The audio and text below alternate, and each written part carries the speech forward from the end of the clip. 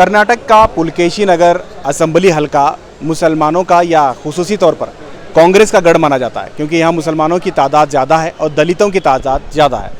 ऐसे में पिछले डीजे हल्ली और केजे हल्ली फसाद के बाद यहाँ के सिटिंग एमएलए अखंड श्रीनिवास मूर्ति को टिकट नहीं दी गई थी, जिसकी वजह से अखंड श्रीनिवास मूर्ति पहले इंडिपेंडेंट ठहरने का दावा किया। उसके बाद उन्होंने बीएसपी के टिकट पर यहाँ इंतखाबात लड़ा।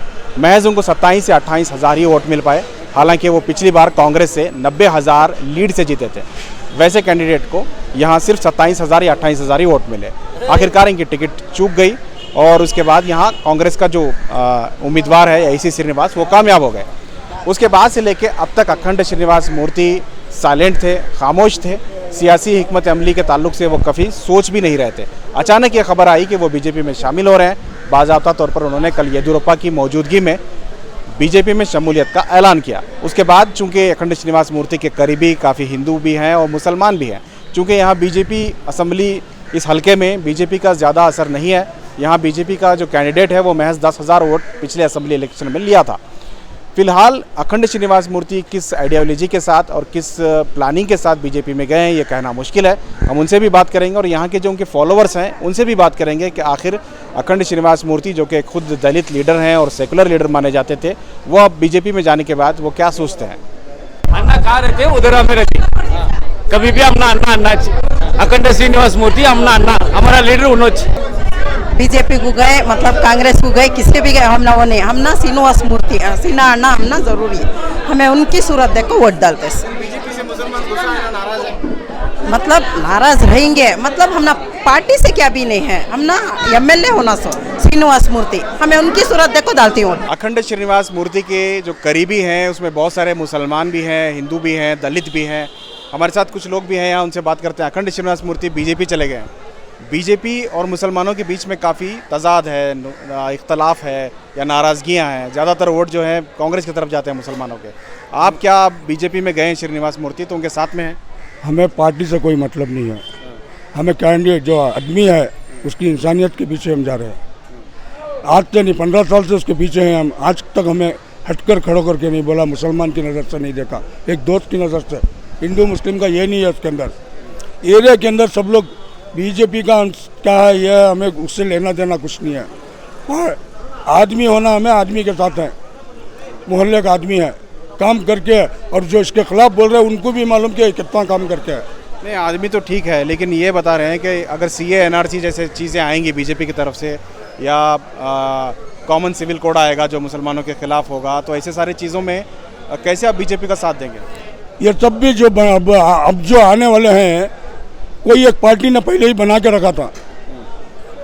ये आज खुद प्रोड्यूस कर रहे हैं ये लोग, बना हुआ प्लान पहले से ही है, मगर ये लोग फिर ये कर रहे हैं। नहीं, बट कांग्रेस उसके खिलाफ बोल रही है कि यहाँ सीएनआरसी नहीं चाहिए और कॉमन सिविल कोड नहीं चाहिए। लेकिन अभी आपकी पार्टी आएगी, जैसे बीजेपी आएगी, वो लोग तो करेंगे, फिर आपको कुछ उसका इफेक्ट नहीं होगा? कांग्रेस ने क्या किया मुसलमानों के लिए पता है आपको?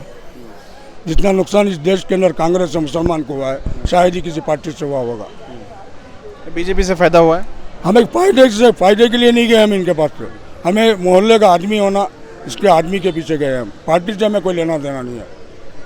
हम इसके लिए कल को पार्टी आपके खिलाफ काम करेगी तो क्या आपका जो आदमी है, जो आपका लीडर है, क्या उसकी मुखालिफत करेगा, बीजेपी की आइडियोलॉजी को बदलने की कोशिश करेगा? अगर वो हमारे खिलाफ अगर गया तो हम भी उसके खिलाफ काम करेंगे।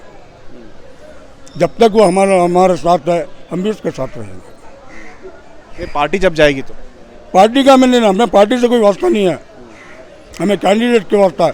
कैंडिडेट अगर हमारे खिलाफ अगर कहीं गया, कुछ मालूम भी हो, उसके बाद हम अपना सोच करेंगे। और भी लोग हैं। सर, आपका नाम क्या है? ताहिर खान। ताहिर खान। ताहिर साहब बताएं, चूँकि बीजेपी के ख़िलाफ़ जो है हमेशा जो है बीजेपी मुसलमानों के ख़िलाफ़ है, ऐसा एक माहौल है। और सीए एनआरसी लीजिए, चाहे वो आपका कॉमन सिविल कोड लीजिए, बहुत सारे ऐसे चीज़ें हैं। पिछली हुकूमत में बीजेपी में अजान, हलाल, हिजाब जैसे चीज़ें आई थी। फिर अभी आप उसी पार्टी को वोट डालने जा रहे हैं, यानी आप अखंडा के साथ में हैं, तो कैसे डालेंगे आप वोट? हमें पार्टी से मतलब नहीं, हमें अन्ना के साथ रहते बस उतना ही। वोट किसे डालेंगे? अन्ना जिसे बोलते हैं उनको। वही मैं बोल रहा हूँ आपको, कोई हिजाब जैसे इश्यूज़ हुए थे तो उसका कुछ इम्पैक्ट आपको नहीं हुआ? सही बात है। हमारा एमएलए किधर रहता है, हमें उधर रहता है। एमएलए के वफादार हैं आप? हाँ, 100%। बट कम्युनिटी का क्या? देखेंगे इंशाल्लाह। बाद में देखेंगे। सलाम। बताइए साहब, अखंड श्रीनिवास मूर्ति बीजेपी ज्वाइन करें, आपको खुशी हो रही है या गम? अखंडा श्रीनिवास मूर्ति साहब जो बीजेपी को ज्वाइन करे हैं, मकसद यह है कि पहले जो है हमारे बड़े रहबरों ने सबने मिलकर जो है कौम के मामले को लेकर जो है जो केजल्ली डीजल्ली का वाक़या हुआ, उस ताल्लुक़ से जो है हमारे बच्चों के लिए काम करने के लिए ये अब प्रोपेगेंडा चलाया गया। उसके बाद में पूरे मिलकर हमने भी साथ दिया बड़ों की बात को सुनकर, लेकिन पूरी तौर से जो है वहाँ की प्रेजेंट एमएलए से लेते हुए हुकूमत भी फेलियर हो चुकी है, क्योंकि वहाँ के बच्चे आज तक नहीं आए हैं। हुबली के पूरे बच्चे निकल गए। हमें समझ में नहीं आ रहा है कि वो बच्चे जब निकल जाते हैं तो ये बच्चे 4 साल के करीब हो गए, अभी अब तक नहीं निकले, तो हमें बहुत अफसोस हुआ। लेकिन इसके बावजूद हमने हमारा अखंडा श्रीनिवास मूर्ति साहब से बातचीत की। हमारी ग्रुप ने अल्पसंख्यक दलित स्वाभिमाना सेना की तरफ से मैं माइनॉरिटी प्रेसिडेंट हूँ। इसके ताल्लुक से अखंडा श्रीनिवास मूर्ति बीजेपी में जाने से आप खुश हैं क्या? उनका साथ दे रहे हैं बीजेपी के लिए? अखंडा श्रीनिवास मूर्ति साहब जो बीजेपी जाने का मकसद ही उन्होंने हमको बताया कि बच्चों के लिए हमें केजल्ली डीजल्ली के बच्चों के लिए जो है मैं काम करना है, सेंट्रल से काम होगा इंशाल्लाह, मेरी तरफ से ही मैं बच्चों को लाऊंगा, ये वादा किया है। इसलिए जो है हम खुश हैं, हमारे बच्चे वापस बाहर आ जाएँ अल्हम्दुलिल्लाह, हम इसके लिए जो है इनका साथ देंगे। बाकी के जो इश्यूज हैं बीजेपी को लेके, सीए एनआरसी का है, कॉमन सिविल कोड है, ये सब आपको आइडिया नहीं है? नहीं, इसके बावजूद हमारा मकसद जो है हमारे इलाके के ताल्लुक से जो आपके लिए ये 30 बच्चे इंपॉर्टेंट हैं। पूरी कम्युनिटी का जो इशू है सीए एनआरसी, जिसके तहत कई मुसलमान बाहर जाना पड़ सकता है, ऐसा कह रहे हैं लोग। और दूसरा जो है कॉमन सिविल कोड, जिसके तहत आप कई चीज़ें जो इस्लामिक चीज़ें हैं उस पर रोक लग सकती है। ऐसे चीज़ें आपको अहमियत नहीं है इसकी? अहमियत बाकायदा है। हमारा मकसद सिर्फ ये है, हमारी कमेटी का मकसद ये है कि हमारा जो इशू यहाँ पर हुआ है, यहाँ पर इशू होने के नाते जो हमारे बच्चे जो बाहर आने के लिए जो है हमने उनको बातचीत की है। इस अगर रहबर कहना क्या चाहते हैं? मैं कहना ये चाहता हूँ यहाँ का और वहाँ के मामला में मैं बात करूँगा, क्योंकि यहाँ का जो मामला है हमारे बच्चों का मामला है। आप उनके घरों को जाकर अगर देखें तो बहुत बच्चे बेवा यतीम ऐसे ऐसे माहौल से गुजर रहे हैं, जो बाकी बच्चे जो बाहर आकर हैं उनके ऊपर जो है 20-20, 22-22 केसों के अंदर जो मुब्तला होकर उनके घरों की जो हालत हो रही है, ये हमारे बर्दाश्त के बाहर है। इसके बारे में कोई बात करने वाला नहीं। इसके बारे में बहुत सारी बातें की गई, लेकिन चारों तरफ से पूरे फेल हो चुके हैं। आज किसी का मुंह क्यों नहीं खुल रहा है? आज वो बच्चे क्या हमारे बच्चे कौम के बच्चे नहीं हैं? इस ताल्लुक से जो है हमने अखंडा श्रीनिवास मूर्ति साहब से बात की है। अल्हम्दुलिल्लाह उन्होंने तसल्ली बख्श बात की है। कल भी उन्होंने मीडिया को भी बात की है और उसमें कहा है कि बाकायदा जो है जो मासूम जो बच्चे अंदर हैं उनको लाने का पूरा वादा किया है। मैं ही लाऊंगा इंशाल्लाह। ये बात से हमें बहुत खुशी है। साहब नाम क्या आपका? मेरा नाम रफ़ीउल्ला है। आप अखंडा श्रीनिवास के करीबी हैं, बीजेपी में शामिल होने के बाद आपको कैसा लग रहा है? आप भी शामिल हुए हैं? देखिए, बीजेपी को शामिल होने का मकसद जो है, हमारे अखंडा श्रीनिवास मूर्ति साहब जो है बहुत अच्छे आदमी हैं।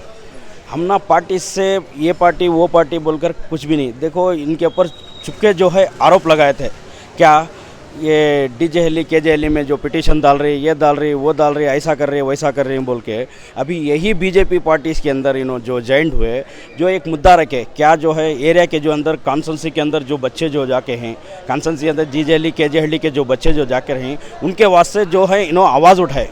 कहाँ आवाज़ उठाए? जब कल शेर पड़े जब हुए उस जगह पर इन्होंने आवाज़ उठाई।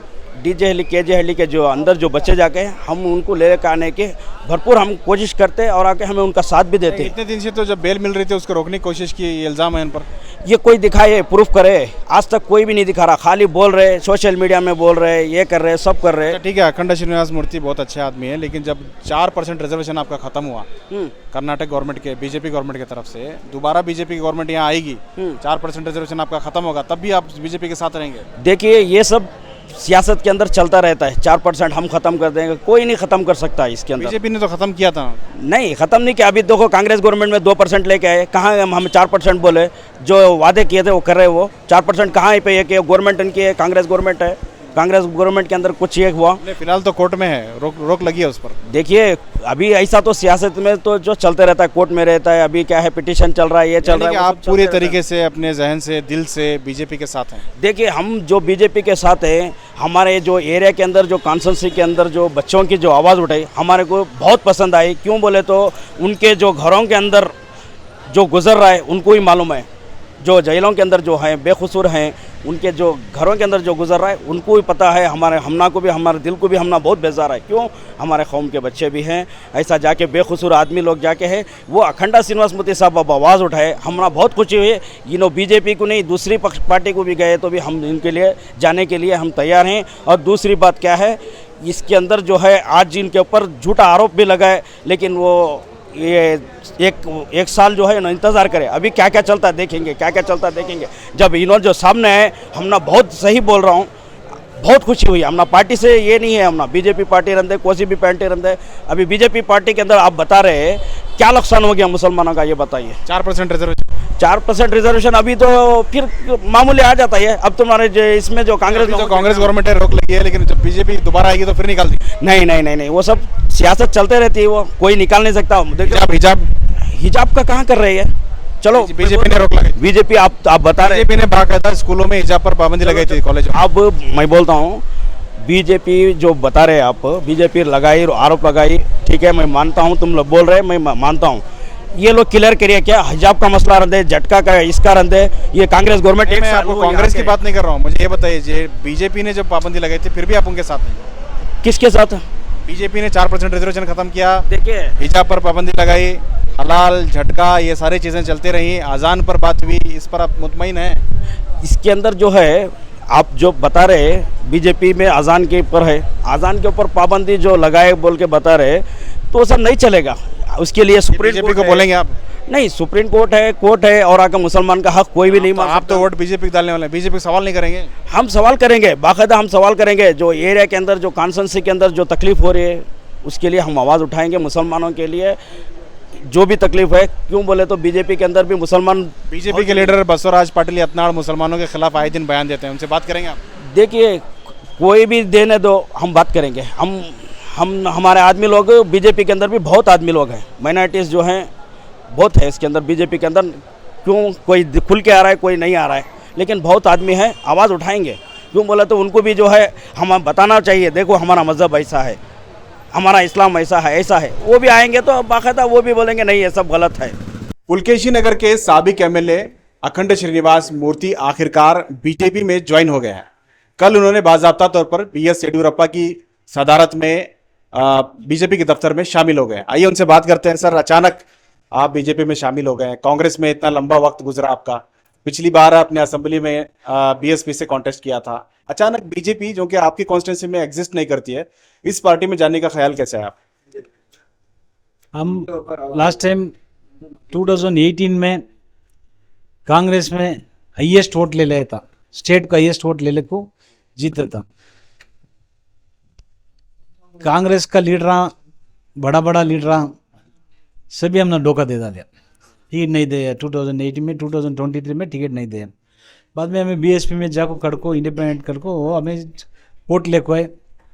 और ये बार एमपी इलेक्शन में नरेंद्र मोदी जी का एडमिनिस्ट्रेशन में अच्छा काम चल रहा है देश में, उस तरफ से हमारा लीडर से भी बात करको, लोकल लीडर को बात करको हमें डिसाइड करको बीजेपी को जाना। सर, असेंबली इलेक्शन में आपके वाइफ को टिकट देने की बात हो रही थी, लेकिन आप ही पीछे हट गए उसमें, ऐसा सुनने में आता है। नहीं, वो सभी झूठ बात।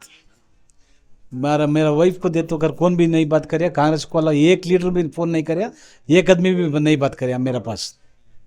बीएस येडियुरप्पा जब आपकी ज्वाइनिंग करा रहे थे, उन्होंने कहा कि डीजेएलई मामले में अखंड श्रीनिवास मूर्ति के साथ नाइंसाफी हुई है, तो आखिर बीजेपी के जो सीनियर लीडर ने उनसे क्या बातचीत हुई? सर, तो ये हमें बात कर क्या भी नहीं, हमें काम करेंगे बीजेपी को पक्ष पार्टी को काम कर को, हमारा देश को, हमारा कॉन्स्टिट्यूंसी को, हमारा राज्य को सभी अच्छा होना कर को बोल पाए। लेकिन आपका जो पॉलिटिकल डिसीजन है जो अभी जो लिए आप बीजेपी में ज्वाइन करने का, चूंकि बीजेपी आपकी कॉन्स्टिट्यूंसी पुलकेशी नगर में एग्जिस्ट नहीं करती है ज़्यादा, क्योंकि पिछले बार सिर्फ 10,000 वोट लिया है पिछला कैंडिडेट असेंबली में, इस पार्टी में जाने से आपका पॉलिटिकली बेनिफिट कैसे होगा?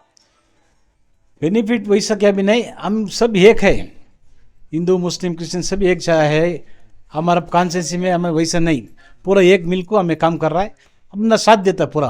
नहीं, बट अगला आपको कैसे बेनिफिट होगा, आप कैसे आगे जाएंगे पॉलिटिक्स में? क्योंकि आपको ब्रेक लग गया है, अभी एमएलए थे, अब एमएलए नहीं है, आपने बीएसपी से लड़ा, कामयाब नहीं हुए, अब आगे क्या होगा आपका? बीजेपी में गए हैं, बीजेपी से टिकट लेके फ़ायदा क्या होगा आपको, क्योंकि यहाँ पे उसका कुछ बेस ही नहीं है। हमारा कैंडिडेट शोभा का डेफिनेटली एमपी होता है, बेंगलुरु नॉर्थ से।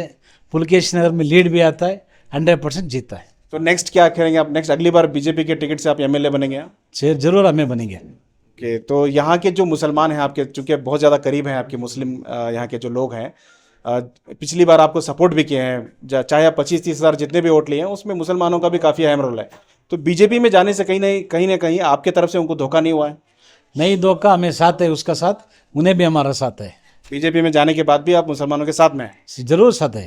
तो क्या पैगाम देंगे आप पूरे रियासत के मुसलमानों के लिए, खास करके जो आपके करीबी लोग हैं, जो कांग्रेस के मुस्लिम लीडरों से लड़कर आपका साथ दे रहे थे, उन लोगों के लिए क्या पैगाम है? हमारा पुलकेशनर कॉन्स्टिट्यूंसी के अंदर डेवलपमेंट अभी ज़्यादा काम होता है, एमपी जीतता है, सेंट्रल फंड भी ले लेकर को काम करने को हमने अच्छा मौका है। हमारा पुलकेश नगर पूरा बैकवर्ड का है, उस तरफ से आदमियों को अच्छा होना, अच्छा डेवलपमेंट करने का उससे हम बीजेपी को जाके बीजेपी से अच्छा डेवलपमेंट होता है। अभी ज़्यादा काम करेंगे कर बोल। कम्युनलिज्म को रोकने के लिए बीजेपी से आप कुछ बात करेंगे, क्योंकि आपका एरिया तो बहुत सेकुलर एरिया माना जाता है। हम सभी सेकुलर ही चाहे, क्या भी प्रॉब्लम नहीं होता, सभी एक ही चाहे। बहुत बहुत शुक्रिया। ये थे अखंड श्रीनिवास मूर्ति। इनका कहना है कि बीजेपी में भले ही वो शामिल हुए हैं, लेकिन सेकुलरिज्म इनका बरकरार रहेगा और यहाँ के लोगों के साथ वो मिलकर ही काम करेंगे। चूँकि अखंड श्रीनिवास मूर्ति के साथ कई मुसलमान भी रहते हैं। पिछली बार जब इंडिपेंडेंट का बीएसपी से कॉन्टेस्ट कर रहे थे, उस वक्त भी कई मुस्लिम लीडरान जो है यहाँ के लोकल इनका साथ दिए थे। अब चूंकि वो बाज़ाब्ता तौर पर बीजेपी में शामिल हो गए हैं और ये इनका कहना है कि वो आगे भी जो है बीजेपी के टिकट से एमएलए के लिए भी खड़े होंगे और मुसलमानों का साथ भी, यानी मुसलमानों के साथ भी वो रहेंगे। उनका कहना है कि सेकुलरिज्म का जो पेस है उसको वो नहीं छोड़ेंगे। देखना होगा कि पार्टी इनकी बात कहाँ तक सीरियस लेती है और आगे इनका पॉलिटिकल करियर क्या होता है। कैमरा पर्सन समीर के साथ शाहिद काजी, बेंगलुरु।